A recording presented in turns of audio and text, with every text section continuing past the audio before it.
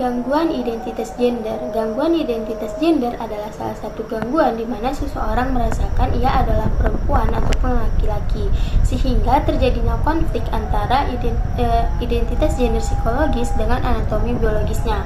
Contohnya, anatomi biologisnya ia ini adalah seorang laki-laki, akan tetapi identitas gender psikologis yang ia rasakan ia ini adalah perempuan. Anak-anak yang mengalami gangguan identitas gender ini cenderung menolak peran gender yang sesuai dengan jenis kelamin biologis mereka. Contohnya, anak laki-laki mungkin lebih memilih untuk bermain dengan anak perempuan, sedangkan anak perempuan lebih memilih untuk bermain dengan anak laki-laki. Kasus gangguan identitas gender ini bersifat sementara dan biasanya akan kembali menerima identitas gender sesuai dengan jenis kelamin. Akan tetapi, gangguan ini dapat berlanjut hingga dewasa. Penyebab dari gangguan identitas gender ini belum diketahui, namun para ahli mengatakan bahwa kondisi ini dipengaruhi oleh faktor biologis, psikologis, dan sosial. Adapun ciri-ciri dari gangguan identitas gender ini adalah yang pertama, mengidentifikasi kuat. Dalam mengidentifikasi kuat ini harus terdapat 4 dari 5 kriteria untuk memberikan diagnosis terhadap anak-anak. Yang pertama itu ada ekspresi yang berulang dan dari hasrat untuk menjadi anggota dari gender lainnya. Contohnya seperti anak laki-laki ini lebih memilih untuk menjadi anak perempuan, sedangkan anak perempuan lebih memilih untuk menjadi anak laki-laki. Yang kedua itu adalah mengenakan pakaian khas dari gender lain. Contohnya itu seperti mungkin laki-laki lebih memilih untuk memakai rok ataupun gaun, sedangkan anak perempuan lebih memilih untuk memakai pakaian laki-laki yang kita bilang tomboy. Yang ketiga itu ada fantasi atau permainan. Mungkin di sini kita menyontohkannya berpura-pura dalam mengambil peran. Contohnya, anak laki-laki lebih memilih mengambil peran seorang ibu, sedangkan anak perempuan lebih memilih untuk mengambil peran sebagai seorang ayah. Nah, yang keempat itu adalah hasrat berpartisipasi dalam aktivitas khas gender lain. Misalnya anak laki-laki lebih memilih untuk bermain masak-masakan, bermain lompat tali, bermain boneka-bonekaan. Sedangkan anak perempuan lebih memilih untuk bermain mobil-mobilan, bermain kejar-kejaran. Nah, yang kelima itu adalah preferensi teman bermain dari gender lain.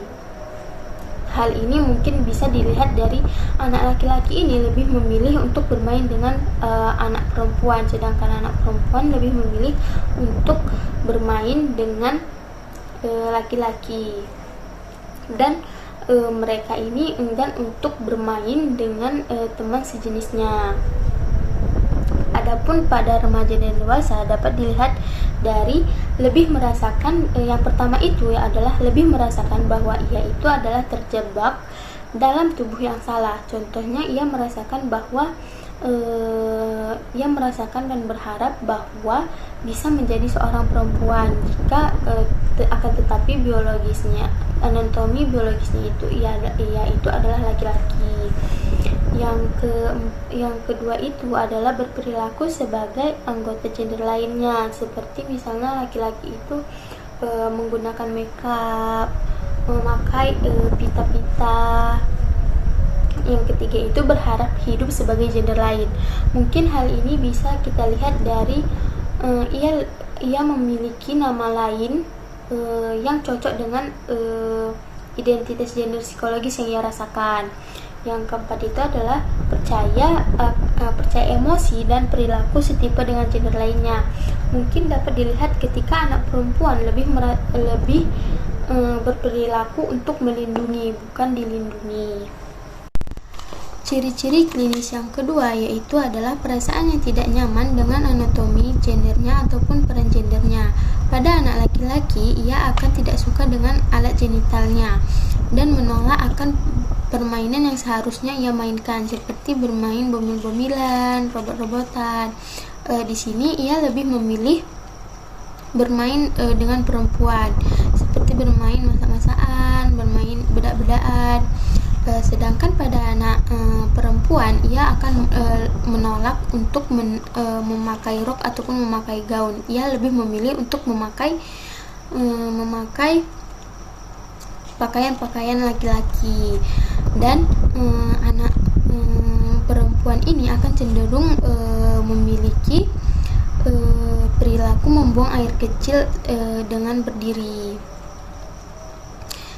Sedangkan pada remaja ataupun dewasa, ia akan merasakan bahwa ia itu adalah memiliki tubuh yang salah, sehingga ia akan mencari informasi tentang terapi hormon hingga ingin melakukan operasi kelamin. Dan pada remaja ataupun dewasa ini, ia akan memiliki nama lain yang ia bikin sendiri, entah pun itu ia mengatakan bahwa dirinya itu adalah incest begitu.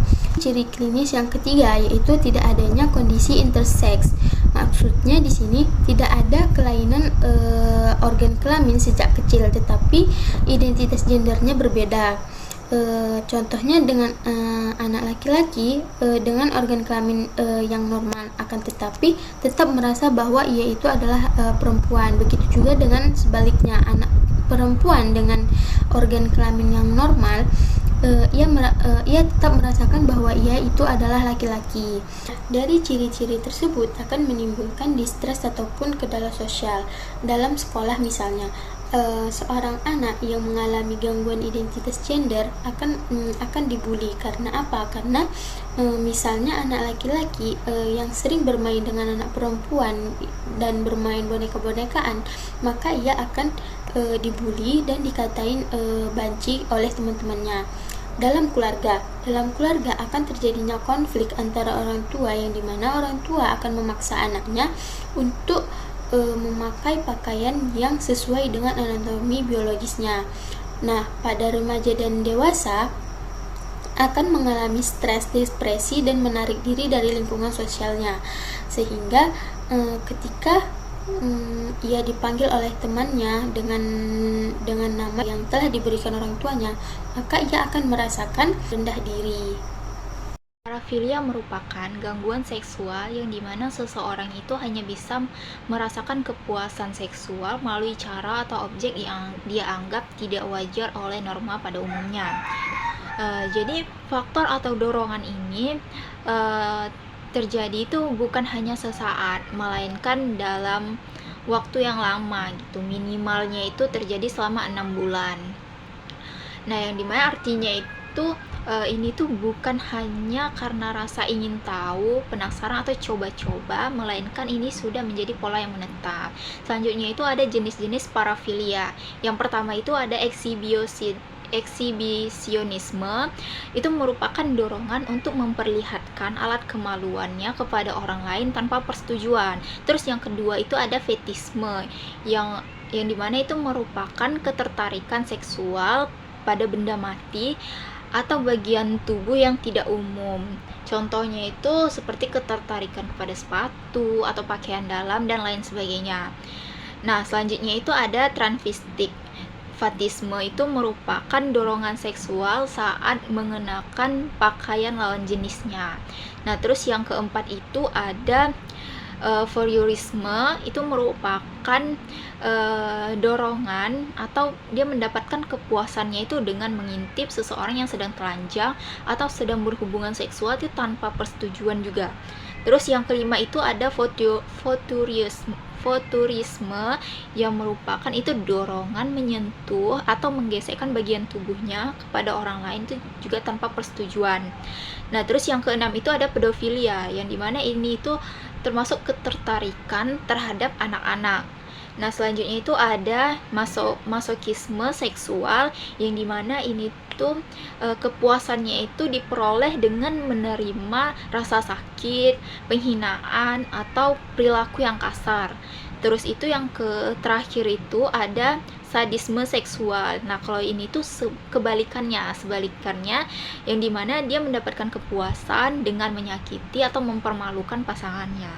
Terus itu dampak dari parafilia ini tuh sangat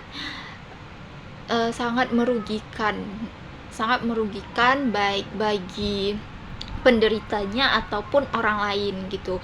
Kalau dari sisi sosialnya itu dia dapat merusak hubungan interpersonal dan menimbulkan stigma. Terus kalau dari sisi hukumnya itu karena parafilia itu juga ada beberapa yang termasuk ke dalam kriminal. Contohnya itu kayak pedofilia, pemerkosaan, dan pelecehan seksual. Terus selanjutnya itu kalau dari sisi psikologisnya itu dapat menimbulkan rasa bersalah, depresi, bahkan dapat mengganggu fungsi kehidupan sehari-hari. Di sini saya akan menjelaskan tentang pemerkosaan. Mari kita mulai dari hal yang paling mendasar. Apa itu pemerkosaan? Pemerkosaan adalah hubungan seksual yang dilakukan tanpa adanya persetujuan. Dalam hukum, pemerkosaan ini dibagi menjadi dua kategori. Yang pertama ada pemerkosaan paksa, di mana melibatkan kriminalitas dan ancaman pada korbannya. Lalu yang kedua, ada pemerkosaan hukum yang terjadi pada anak-anak yang belum mencapai usia dewasa, umumnya di bawah 18 tahun. Dalam kasus ini, meskipun tanpa adanya kekerasan, tanpa adanya paksaan, jika korbannya adalah anak-anak di bawah umur, maka itu tetap kriminalitas, itu tetap pemerkosaan. Nah, sekarang banyak mitos yang mengatakan bahwa korban pemerkosaan itu adalah perempuan muda, harus berpenampilan tertentu, atau harus di tempat gelap. Itu semua tidak benar. Faktanya usia dan penampilan bukanlah faktor penentu. Korban bisa berusia 1 tahun atau bisa berusia 80 tahun. Korban bisa siapa saja. Kejahatan ini adalah kekuasaan dan kontrol dari si pelakunya. Perlu kita pahami bahwa pemerkosaan adalah kejahatan yang diambil oleh pelaku, bukan respon terhadap apa yang kita pakai atau seperti apa korban terlihat. Apa saja dampak yang ditimbulkan dari pemerkosaan ini? Dampak terbesarnya adalah luka batin. Korban merasa trauma yang mendalam, depresi, hingga kehilangan harga dirinya. Dan yang paling menyakitkan adalah rasa bersalah. Perlu kita tegaskan bahwa rasa bersalah ini bukan milik korban, pelaku yang bersalah dalam hal ini. Ada juga dampak-dampak lain seperti fobia terhadap keramaian atau ketakutan di ruangan yang gelap. Perlu kita ketahui bahwa fobia-fobia itu bukan dibuat-buat, itu adalah cara otak mereka dalam melindungi diri. Nah, dalam medis, hal ini dikenal juga dengan sebutan GSPT atau gangguan stres pasca trauma atau disebut juga dengan PTSD. Dan sayangnya trauma ini datang dengan risiko tambahan seperti kehamilan yang tidak diinginkan dan kekhawatiran menularnya penyakit seksual. Lalu, apa yang bisa kita lakukan? Dukungan dari keluarga, teman, serta penanganan profesional sangat penting untuk mengurangi dampak jangka panjangnya. Lalu ada terapi bagi korban yang berfokus pada dukungan yang segera dan pemulihan traumanya. Korban membutuhkan konseling dan dukungan sosial yang tidak menghakimi, yang didukung oleh staf medis seperti psikolog dan polisi, juga staf kesehatan lainnya. Tujuannya adalah untuk membantu korban mengatasi reaksi emosi negatif seperti ketakutan, depresi, dan rasa bersalah, serta mencegahnya berkembang gangguan stres pasca trauma atau GSPT. Nah, di sisi lain, terapi bagi pelaku juga sangat krusial. Mengapa demikian? Untuk mencegah adanya pengulangan perbuatan, sehingga adanya program terapi multifungsi yang mewajibkan pelaku untuk bertanggung jawab penuh atas perbuatan mereka tanpa ada alasan. Tujuannya yaitu untuk mengubah pola pikir dan sikap menyimpang yang mendasari kejahatan ini. Sekian presentasi dari saya, akan dilanjutkan oleh teman saya. Jelaskan mengenai disfungsi seksual. Nah, di mana disfungsi seksual adalah gangguan fungsi seksual yang membuat seseorang kesulitan dalam dorongan, gairah, orgasme, atau menimbulkan rasa sakit saat berhubungan seksual. Nah, menurut DSM-5, disfungsi seksual dibagi menjadi 4 kategori. Yang pertama itu gangguan nafsu seksual, di mana ketidakmampuan atau kesulitan seseorang atau individu untuk merasakan keinginan seksual atau dorongan seksual. Contoh yang pertama itu ada hiperaktif, di mana dorongan seksual sangat rendah atau hampir tidak ada sama sekali. Yang kedua ada keengganan seksual, menolak hampir semua kontak seksual, bahkan merasa cemas atau panik terhadap aktivitas seksual. Intinya itu masalah pada keinginan untuk berhubungan seksual. Yang kedua ada gangguan gairah seksual, di mana kesulitan dalam merespon rangsangan seksual secara fisik. Contohnya pada wanita, tidak terjadi pelumanasan vagina meski sudah dirangsang. Sedangkan pada pria, sulit ereksi atau tidak mampu mempertahankan ereksi. Intinya masalah pada reaksi tubuh ketika terangsang atau terjadi rangsangan. Yang ketiga ada gangguan orgasme pada seksual, yaitu kesulitan atau ketidakmampuan individu untuk mencapai orgasme. Contohnya pada wanita, orgasme terlambat atau tidak terjadi sama sekali. Sedangkan pada pria, ejakulasi terlalu cepat atau ejakulasi terlalu dini justru sulit orgasme. Masalahnya pada puncak kenikmatan seksual. Yang keempat, yang terakhir ada gangguan nyeri seksual. Ini timbulnya rasa nyeri saat melakukan hubungan seksual. Contoh yang pertama itu ada dispareunia, nyeri saat penetrasi. Yang kedua ada vaginismus, yaitu terjadi kejang pada otot vagina yang membuat penetrasi sulit atau tidak mungkin dilakukan. Permasalahannya pada ketidaknyamanan fisik saat atau nyeri saat berhubungan.